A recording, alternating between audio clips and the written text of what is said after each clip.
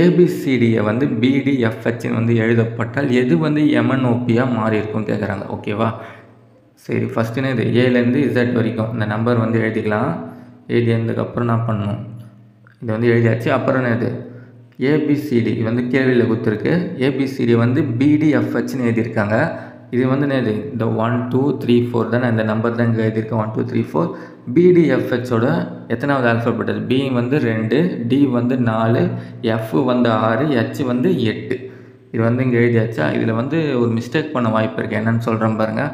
நீங்கள் வந்து இது எப்படி நினைப்பீங்கன்னா, ஏபிசிடி வந்து இந்த மாதிரி வந்து எழுதியிருக்காங்க, அப்போ எம்என்ஓபியை வந்து எப்படி எழுதணும் அப்படின்னு வந்து கேட்கத்தான் நினச்சிட்டு நீங்கள் நம்ம என்ன பண்ணுவோம், லாஜிக்காக பார்த்தீங்கன்னா இதை பாருங்கள். இதை வந்து இது கூட 1 ஆட் பண்ணிக்கிறாங்க, இது கூட 2 ஆட் பண்ணிக்கிறாங்க, இது கூட 3 ஆட் பண்ணிக்கிறாங்க, இது கூட 4 ஆட் பண்ணிக்கிறாங்க. அதேமாதிரி வந்து எம்என்ஓபியோட நம்பரில் வந்து இங்கே எழுதியிருக்கேன். எம் வந்து எதுன்னு பார்த்தீங்கன்னா 13வது, என் 14, ஓ 15, பி வந்து 16. ஓகேவா? அதாவது இந்த நம்பர் இருக்குல்லையா, இங்கே தான் இதுதான் வந்து இங்கே எழுதியிருப்பேன்.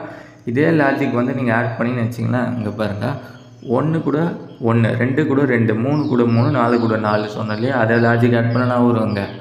1 கூட 1, 2 கூட 2, 3 கூட 3, 4 கூட 4 போட்டிங்கன்னா 14, 16, 18, 20. இந்த 14 என்னென்ன இது? என். 14னா என், 16க்கு வந்து பி. ஓகேவா? என்பிஆர்டின்னு வரும். ஆனால் அந்த ஆப்ஷனே இங்கே இருக்காது. அதுவும் இல்லாமல் இது தப்பு. ஏன்னு சொல்கிற பாருங்க, இந்த மிஸ்டேக் பண்ண வாய்ப்பு இருக்குது. இந்த மாதிரி பண்ணிட்டு நீங்கள் லாஜிக் வந்து வேறு என்ன யோசிச்சு பார்ப்பீங்க. ஆனால் இது வந்து தப்பு. ஏன்னா இங்கே பாருங்கள், கேள்வியில் வந்து இங்கே பாருங்கள், ஏபிசிடியை வந்து பிடிஎஃப்ஹெச்னு எழுதிக்கிறாங்க. அப்போ எது வந்து எம்என்ஓபியாக மாறி இருக்கும் அப்படி தான் வந்து கேட்குறாங்க. அதாவது இங்கே பாருங்கள், இதுதான் வந்து கரெக்ட். ஆக்சுவலாக வந்து இது ஏபிசிடி வந்து இந்த மாதிரி மாறிச்சான். ஓகேவா? அப்போ எம்என்ஓபி இருக்கு இல்லையா, இது வந்து எதில் இருந்து வந்திருக்குன்றது தான் அவங்க கேட்குறாங்க. ஓகேவா? அதாவது எம்என்ஓபி வந்து எப்படி எழுதணும், எதில் எம்என்ஓபியை வந்து எப்படி எழுதணும்னு கேட்கலாம் அவங்க. எம்என்ஓபி வந்து எதில் இருந்து வந்திருக்கும். ஓகேவா? கீழேருந்து மேலே பார்த்தா தான் இது வந்து லாஜிக் கரெக்டாக வரும். ஓகேவா? உங்களுக்கு புரிய நினைக்கிறேன். எம்என்ஓபி வந்து எதிலேருந்து வந்திருக்கு. ஓகேவா? எம்என்ஓபி வந்து எதிலேருந்து வந்திருக்கு அதுதான் வந்து அவங்க கேட்குறாங்க. பாருங்கள் தெளிவாக, எது எம்என்ஓபி என எழுதப்பட்டிருக்கும்.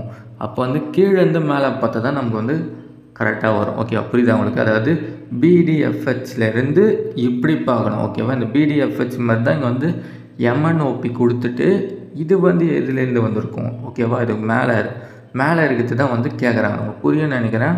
இப்போ இப்படி பார்க்கணும் நம்ம லாஜிக். அப்போ என்ன அர்த்தம்? இதுலேருந்து 1 கழிச்சிருக்காங்க. இங்கே பாருங்கள், இதுலேருந்து 1 கழிச்சிக்கிறாங்க, இதுலேருந்து 2 கழிச்சிக்கிறாங்க, இதுலேருந்து 3 கழிச்சிருக்காங்க, இதுலேருந்து 4 கழிச்சிக்கிறாங்க. அதே மாதிரி அப்போ என்ன பண்ணோம், இதுலேருந்து 1 கழிச்சுன்னு இது 13ல் 1 போனால் 12, இதுலேருந்து 2 கழிக்கணும். 14ல் 2 போனால் 12, 15ல் 3 கழிச்சா ஆகும் 12, 16ல் 4 கழிச்சா 12. அப்போ எல்லாமே 12. 12ன்னா நேது 12 வந்து எல். இங்கே ஒரு பாருங்கள், 12 வந்து எல். அப்போ வந்து எல்லாமே எல் தான் வரும். ஆன்சர் வந்து நான் ஒரு 4 எல் தான் வரும். இதுக்கு வந்து ஆப்ஷன் ஏ தான் வந்து ஆன்சரு. இந்த கொஸ்டின் பேப்பரோட மற்ற சம்ஸை போகணும், டிஸ்கிரிப்ஷனில் இருக்க பிளேலிஸ்ட்டை செக் பண்ணி பாருங்கள்.